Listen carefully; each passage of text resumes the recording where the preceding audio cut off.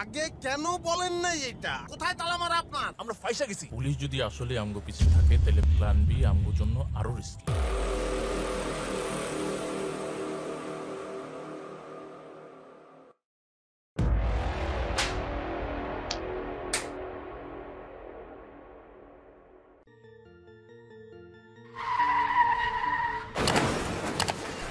আসসালামু আলাইকুম। আজ আমি আপনাদের মাঝে এমন একটি গল্প এক্সপ্লেন করতে যাচ্ছি যার প্রত্যেকটা কমাদারের মধ্যে আছে সাসপেন্স এবং থ্রিলারে ভরপুর। কি ভাবছেন কোনো কোরিয়ান মুভির গল্প এক্সপ্লেন করতে যাচ্ছি? না বন্ধুরা, সে আলোচিত সমালোচিত রায়হান খান পরিচালিত বাংলা ওয়েব সিরিজ দৌড়, যার আইএমডিবিতে রেটিং ছিল 7.1 আউট অফ 10। গল্পটিতে এমন কিছু টুইস্ট থাকবে যার উত্তর খুঁজতে আপনার গলা শুকিয়ে যেতে পারে। সুতরাং অবিশ্বাস্য কথা বিশ্বাস করতে হলে এক বোতল ঠান্ডা পানি সাথে নিয়ে বসে পড়ুন আর দেখতে থাকুন দৌড় উইথ ফিল্ম ইনসাইট। ইনি আফজাল, বিশিষ্ট রাজনীতিবিদ। হাতে প্রচুর কাজ থাকা সত্ত্বেও নিজের ওয়াইফকে সময় দিতে ভুল হয় না। কথা বলতে বলতে অন্যমনস্ক হয়ে যাওয়ায় ঠিক এই মুহূর্তে সাইড দিয়ে একটি গাড়ি ধাক্কা দেওয়ার ফলে আফজাল সাহেবের মৃত্যু হয়। এরপর ঘটনাস্থলে পুলিশ আসে। পুলিশের এসআই তার বস এসি হায়দারকে জিজ্ঞেস করে, স্যার কি মনে হচ্ছে লাশ দেখে? তখন এসি হায়দার বলে, এটা কুল ব্লাডেড মার্ডার, ঠান্ডা মাথার খুন, এটা কোনো অ্যাক্সিডেন্ট নয়। ইনি হলো মিস্টার আকমল, রুহুল আমিন সাহেবের পিএস। ল্যাপটপ সামনে যে ভদ্রলোক, ইনি হলো এই অফিসের কর্মচারী। আগামীকাল সকালে একটা মোস্ট ইম্পর্টেন্ট টেন্ডার জমা দিতে হবে আর সেটার কাজ নিয়েই খুব ব্যস্ত। ইনি হলো মিস্টার রুহুল আমিন, অহনা কনস্ট্রাকশনের চেয়ারম্যান। আগামীকাল টেন্ডারের ফাইলগুলো কি পরিমাণ কাজ করা হলো সেই খোঁজ খবর নেওয়ার জন্য পিএস আকমলকে ফোন দেয়। আকমল সাহেব বলেন, স্যার চিন্তা করবেন না, সকাল হওয়ার আগেই ফাইলগুলো রেডি হয়ে যাবে, এই বলে ফোন রেখে দেয়। এরপর আমরা দেখি এসি হায়দারকে। তার বস এএসপি তাকে তার নিজ কক্ষে ডেকে নিয়ে জিজ্ঞাসাবাদ করছে যে আপনার কাছে কেন মনে হলো এটা কোনো অ্যাক্সিডেন্ট নয়, এটা একটি হত্যাকাণ্ড। বিগত দিনের মতো এবারও যদি আপনি প্রমাণ করতে না পারেন যে এটি হত্যাকাণ্ড, তবে শুনে রাখেন আপনার চাকরি আর টিকবে না।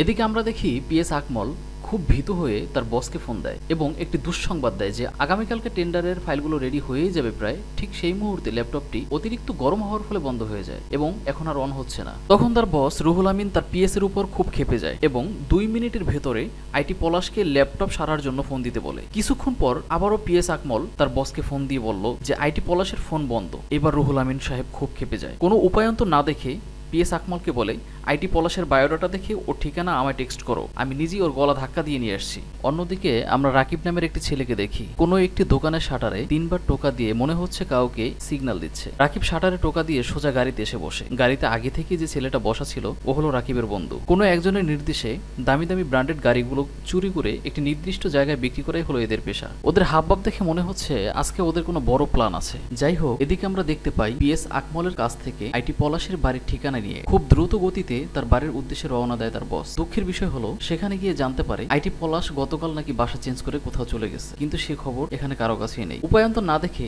একটি নির্জন জায়গায় চলে যায় এবং রাগের মাথায় হাতে থাকা মোবাইলটি আছাড় দিয়ে ভেঙে ফেলে। সেখান থেকে সোজা রুহুল আমিন সাহেব মাথা ভর্তি রাগ নিয়ে অফিসে ঢুকতেই আকমলকে কিছু বলার আগে পিএস আকমল বলে, স্যার ল্যাপটপ ঠিক হয়ে গেছে। এই কথা রুহুল আমিন সাহেব শুনে একটু মুচকি হাসি দেয় এবং বলল, আকমল সাহেব এ কথা আমাকে আগে বলবেন না।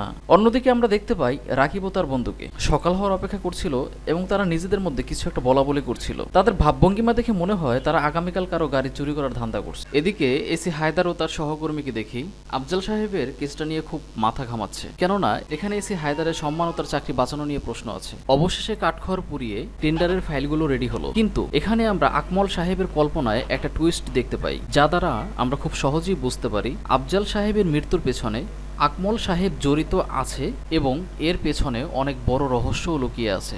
এখন আমরা যে দৃশ্যটি দেখছি এটা হলো রাকিবের অতীত। রাকিবের সাথে যে মেয়েটার অ্যাফেয়ার ছিল সেই মেয়েটা কোনো একটা কারণে আত্মহত্যা করে, আর এই কারণেই রাকিবের জীবনে এটাই ছিল শেষ চুরি। আর এই চুরি করে রাকিব যে টাকাটা পাবে সেটা দিয়ে বাবা মাকে সাথে নিয়ে লন্ডন চলে যাবে, এটাই হলো তার পরিকল্পনা।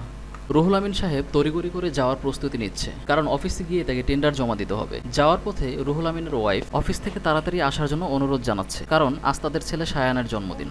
হাবাগোবা যে ছেলেটাকে দেখছেন এ উপর দিয়ে যেমনই দেখতে হোক না কেন এ আসলে কিন্তু একজন চোর, নইলে রাকিবের মতো একজন ডেঞ্জারাস চোরের বন্ধু হয় কিভাবে? যাই হোক, এদের দেখে মনে হচ্ছে এরা ছদ্মবেশে কাউকে ফলো করছে এবং এই যে মেয়েটাকে দেখছেন এও কিন্তু এই দলেরই একজন সদস্য।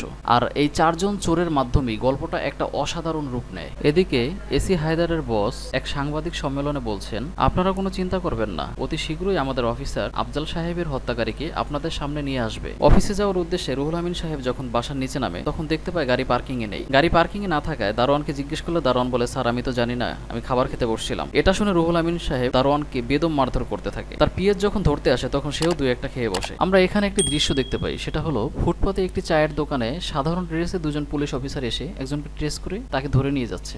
অপরদিকে আমরা দেখতে পাচ্ছি যে রুহুল আমিন সাহেব লোকাল গাড়িতে করে অফিসে যাচ্ছে। অফিসে যাওয়ার পথে থানায় মৌখিকভাবে জিডি করতে তার গাড়ির নাম্বারটি তাদেরকে বলে, আর এর ফাঁকে বারংবার চেষ্টা করছে থামিয়ে দেওয়ার জন্য তার পিএস আকমল সাহেব। কথা বলার শেষে এক পর্যায়ে যখন রুহুল আমিন সাহেব জিজ্ঞেস করলো, আকমল সাহেব আপনি কেন আমাকে বারবার থামিয়ে দিচ্ছিলেন, তখন বললেন, স্যার গাড়ি যদি পুলিশ খুঁজে বের করে তাহলে আমাদের বিপদ আরো বেড়ে যাবে। রুহুল আমিন সাহেব বললেন, সেটা কিভাবে? তখন আকমল সাহেব বলল, স্যার গতকাল রাতে আপনাকে যে ফাইলগুলো আমি দিয়েছিলাম, আমি যতদূর জানি আপনি ফাইলগুলো গাড়িতে রেখেছেন। এই কথা বলার সাথে সাথে রুহুল আমিন সাহেব চমকে যায়। সে বলতে থেকে আসলেই তো অনেক বড় বিপদে পড়ে যাবো আমরা। এই বলে কথা শেষ হতে না হতেই সে আবার কল ব্যাক করলো থানায়। কল ব্যাক করে বলল, আমি অহনক কনস্ট্রাকশনের চেয়ারম্যান রুহুল আমিন বলছি।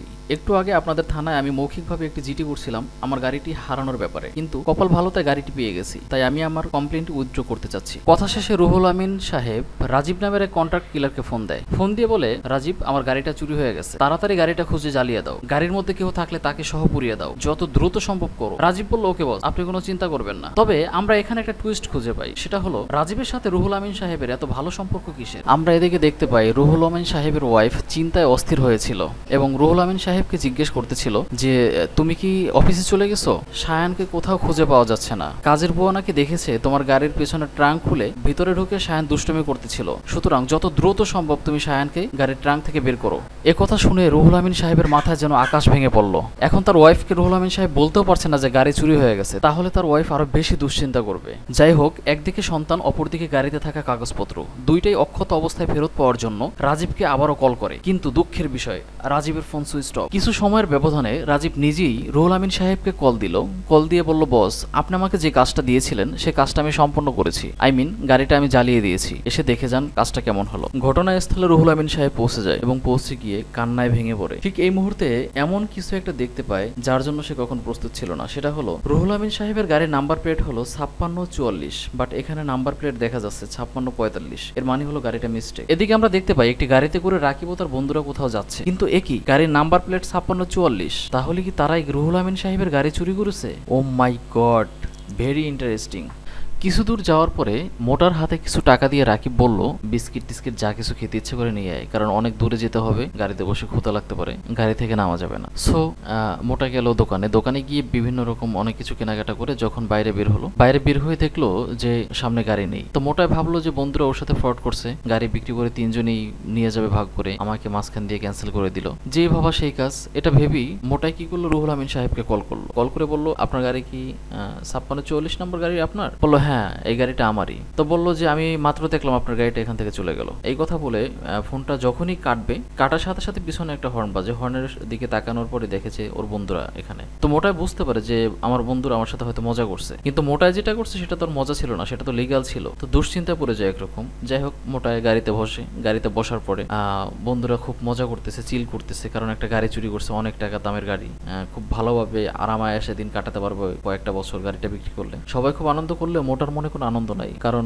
মোটা খুব দুশ্চিন্তায় পড়ে আছে। এদিকে মোটার সাথে কথা শেষ হতে না হতেই রুহুল আমিন সাহেবের বাসায় এসে এসি হায়দার উপস্থিত। রুহুল আমিন সাহেব যখন জিজ্ঞেস করলো, আপনি এখানে কেন? তখন এসি হায়দার বলে, আপনি আমাদের থানায় একটা জিটি করেছিলেন, জিটি করার ঠিক 2 মিনিটের মধ্যে আবার জিটি উইথড্র করে নিয়েছেন। এদিকে আমরা তদন্ত করে দেখেছি আপনি আপনার গাড়ি এখনো ফেরত পাননি। তাহলে আমার প্রশ্ন হলো, আপনি কেন জিটি উইথড্র করে নিয়েছেন? আপনার গাড়ি খুঁজে আমরা বের করবো তো করবোই, পাশাপাশি আপনাকে আমরা সন্দেহের তালিকায় রাখছি। এখন আমি আমার দর্শকদের একটা মেসেজ দিয়ে রাখি, আর সেই মেসেজটা হলো, বিশিষ্ট রাজনীতিবিদ আফজাল সাহেবকে হয়তো রুহুল আমিন সাহেবের গাড়ির চাপা দিয়েই মেরে ফেলা হয়েছে, আর এই জন্যই হয়তো রুহুল আমিন সাহেবের গাড়ি না পেয়েও কেস উইথড্র করে নিয়েছে। কেননা গাড়ি যদি পুলিশ খুঁজে বের করে, তবে গাড়িতে থাকা আফজাল সাহেবের মৃত্যুর আলামতগুলোও পুলিশ খুঁজে বের করে ফেলবে। আর এটাই হলো এসি হায়দারের সন্দেহ। এই জন্যই এসি হায়দার বলেছিল যে আপনার গাড়ি আমরা খুঁজে বের করবই। এসি হায়দার ও রুহুল আমিন সাহেবের কথা বলার মাঝে শুটার রাজীবের কল আসে। রাজীবের ফোন রুহুল আমিন সাহেব দেখে দুশ্চিন্তায় পড়ে যায়। এখন ফোন না ধরলেও এসি হায়দার সন্দেহ করবে, আবার ফোন ধরলেও কি থেকে কি বলবে। যাই হোক, এক পর্যায়ে তার পিএস এর উপর দিয়ে বিপদটা কাটে। কিভাবে? রুহুল আমিন সাহেব তার পিএস কে বলে, আকমল সাহেব এটা কেমন ভদ্রতা, আপনার ইন্টারনেট প্রোভাইডার আমাকে কেন ফোন দিয়ে ডিস্টার্ব করবে, যান বাইরে গিয়ে কথা বলে আসেন। আকমল সাহেব ফোনটা রিসিভ করে জানতে পারে রুহুল আমিন সাহেবের গাড়ি চুরির পিছনে যে ছেলেটার হাত ছিল তাকে পাওয়া গেছে, কিন্তু গাড়ি এখনো পাওয়া যায়নি, তবে অতি শীঘ্রই পাওয়া যাবে। এদিকে এসি হায়দার থানায় ফোন দিয়ে মাত্র রুহুল আমিন সাহেবের ফোনে যে ফোনটি আসে সেটিকে ট্রেস করে লোকেশনে যেতে বলে। লোকেশন ট্রেস করে ঘটনাস্থলে পুলিশ যখন যায় তখন দেখতে পারে যে ছেলেটির গাড়ি চুরির পিছনে হাত ছিল তাকে কেউ মেরে ফেলে রেখে গেছে। এদিকে আমরা দেখতে পাই মোটু সবকিছু ভয়ে বলে দিয়েছে যে কেন সে রুহুল আমিন সাহেবকে ফোন দিয়েছে এবং ফোন দিয়ে কি বলেছে ইত্যাদি ইত্যাদি ইত্যাদি। এগুলো শুনে রাকিবের মেজাজ খুব খারাপ হয়ে যায় এবং মোটুকে ইচ্ছে মতো ধোলাই দেয়। অন্যদিকে আমরা দেখতে পাই শুটার রাজীব কিভাবে যেন রাকিবদের খবর পেয়ে তাদের পিছনে ধাওয়া শুরু করছে। ভাই রে ভাই, এখানে কি যে একটা ফাইটিং দৃশ্য থাকে, রেসিং ফাইটের দৃশ্য। এক পর্যায়ে কোনোভাবে রাজীবের হাত থেকে রাকিবরা পালাতে সক্ষম হয়। কিন্তু এখানে আমরা কি দেখলাম? এটা ও মাই গড, এ তো রুহুল আমিন সাহেবের পিএস আকমল সাহেব। আপনাদের মনে প্রশ্ন আসতে পারে শুটার রাজীব তাদের হয়েই কাজ করতেছিল, তাহলে তাকে মারার পিছনের কারণ কি? ওয়েট, এটা আমি ক্লিয়ার করছি। একমাত্র রাজীবই ছিল যে কিনা রুহুল আমিন সাহেবের শুরু থেকে শেষ পর্যন্ত সমস্ত অকারেন্স জানে। শুধু তাই নয়, ইতিমধ্যে পুলিশ রাজীব এবং রুহুল আমিন সাহেবের কল ডিটেল বের করে তাদের মধ্যে কোনো একটা গভীর সম্পর্ক নিহিত আছে সেটা বুঝতে পেরেছে। তাই রুহুল আমিন সাহেব তার পথের কাঁটা সরিয়ে ফেলেছে, এই আর কি। এদিকে দেখা যাচ্ছে রুহুল আমিন সাহেব তার সন্তানের জন্য ভেঙে পড়েছে। তাই রুহুল আমিন সাহেব ডিসাইড করেছে যে তার সন্তানকে সে নিজে এবার খুঁজে বের করবেই। আমরা দেখতে পাচ্ছি রাকিব ও তার বন্ধুরা একটি নির্জন জায়গায় গাড়িটি পার্কিং করে গল্প করছে, কারণ তারা যে পার্টির কাছে গাড়িটি বিক্রি করবে তারা গাড়িটি নিয়ে এখানেই দাঁড়াতে বলেছিল। এই ফাঁকে তারা একটু নিজেদের মধ্যে গল্প করে নিচ্ছে যে গাড়ি বিক্রি করার পরে টাকা দিয়ে কে কি করবে। কিন্তু এখানে একটা হিডেন টুইস্ট আছে। একটু খেয়াল করলে দেখতে পাবেন রাকিব সহ তিনজন মিলে গল্প করলেও মেয়েটা কিন্তু তাদের থেকে একটু আলাদা গিয়ে কোনো একজনকে বলছে, তুমি চিন্তা করো না, তুমি যেমন প্ল্যান করেছো এখন পর্যন্ত ঠিক তেমনটাই হচ্ছে, আর আমি তো সাথে আছি, ভয় কিসের। এর মধ্যে হঠাৎ রাকিবের ফোনে পার্টির ফোন আসে এবং পার্টি বলে পুলিশ শহরের প্রত্যেকটা কোণা গার্ড দিয়েছে, তাই ওই জায়গাটা তোমাদের জন্য সেফ না বা নিরাপদ না, তোমরা সরাসরি আমার আস্তানায় চলে আসো, তোমাদের টাকা রেডি আছে, চিন্তা করো না, এই বলে ফোন কেটে দেয়। তাই তারা সরাসরি ওখান থেকে গাড়ি ঘুরিয়ে পার্টির আস্তানার দিকে রওনা দেয়। কিন্তু অর্ধেক পথ এসে গাড়ির তেল শেষ হয়ে যাওয়ায় গাড়ি বন্ধ হয়ে যায়। কিন্তু এই মুহূর্তে বন্ধ গাড়ি রাস্তার মাঝে রাখাও ঠিক হবে না, কারণ গাড়িটা এমনিতেই পুলিশ খুঁজছে। তাই তারা গাড়ি ধাক্কা দিয়ে জঙ্গলের মধ্যে নিয়ে যায় এবং মোটুকে বলে গাড়ির ডিকি খুলে দেয়, কোনো খালি গেলন আছে কিনা, তেল আনতে হবে। মোটু গাড়ির ডিকি খুলতে চিৎকার দিয়ে ওঠে। ঠিক ওই মুহূর্তে রুহুল আমিন সাহেব ও তার পিএস ওই পথ দিয়ে যাচ্ছিল মোটরসাইকেল করে। রুহুল আমিন সাহেবের কানে চিল্লানের আওয়াজ আসাতে তারা মোটরসাইকেল ওখানে দাঁড় করিয়ে রুহুল আমিন সাহেব জিজ্ঞেস করে, কে ওখানে, কথা বলছেন না কেন, কে?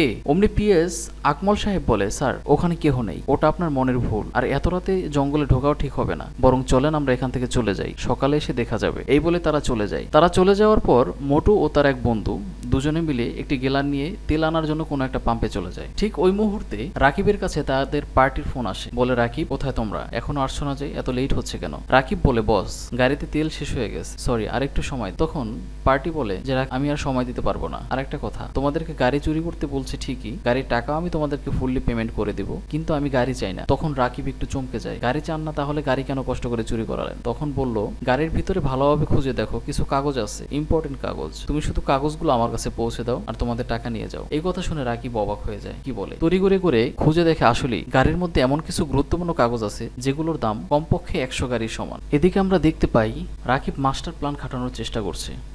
তার মানে হলো তার লজিক অনুযায়ী গাড়ির কাগজ পার্টির কাছে দিয়ে সেখান থেকে তো টাকা আনবেই, আবার রুহুল আমিনের কাছে গাড়ি এবং সন্তানের জন্য মুক্তিপণ আদায় করবে।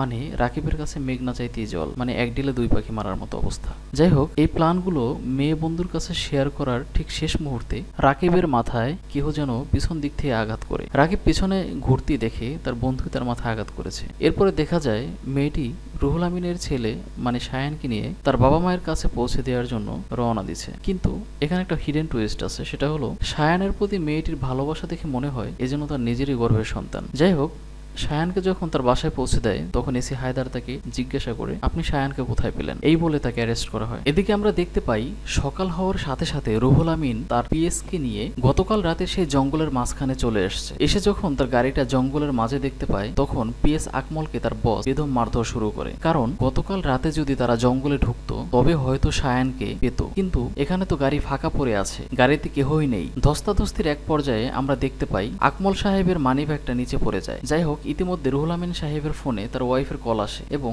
তার ওয়াইফ বলে শায়ানকে পাওয়া গেছে, তুমি চিন্তা করো না। ফোনে কথা বলা শেষে রুহুল আমিনের চোখ যখন তার পিএস এর মানিব্যাগের উপরে পড়ে তখন সে কৌতূহলবশত তার মানিব্যাগটা খুলে দেখে তার পিএস এবং পিএস এর গার্লফ্রেন্ডের ছবি একসঙ্গে। এটা দেখে রুহুল আমিন সাহেব অট্ট হাসিতে ফেটে পড়ে, যা দ্বারা আমরা খুব সহজেই বুঝতে পারি তার পিএস এর গার্লফ্রেন্ডের সাথে রুহুল আমিনের কোনো একটা সম্পর্ক আছে, যেটা এখানে অপরিষ্কার। সেই অপরিষ্কারকে পরিষ্কার করার জন্য অতি শীঘ্রই এই গল্পটির দ্বিতীয় পার্ট নিয়ে হাজির হব ফিল্মা ইনসাইট থেকে আমি মাহমুদ। সেখানে আপনাদের যে সকল প্রশ্নের জট খোলা হবে রাজনীতিবিদ আফজাল সাহেবের খুনিকে। দ্বিতীয় প্রশ্ন হলো রুহুল আমিনের সাথে শুটার রাজীবের কি সম্পর্ক যার কারণে রাজীব রুহুল আমিনকে বস বলে ডাকে। তৃতীয় প্রশ্ন থাকবে গাড়ির মধ্যে কি এমন গুরুত্বপূর্ণ ফাইল ছিল যার মূল্য 1000 কোটি টাকা। চতুর্থ প্রশ্ন গাড়ি চুরির জন্য রাকিবকে কে হায়ার করেছিল।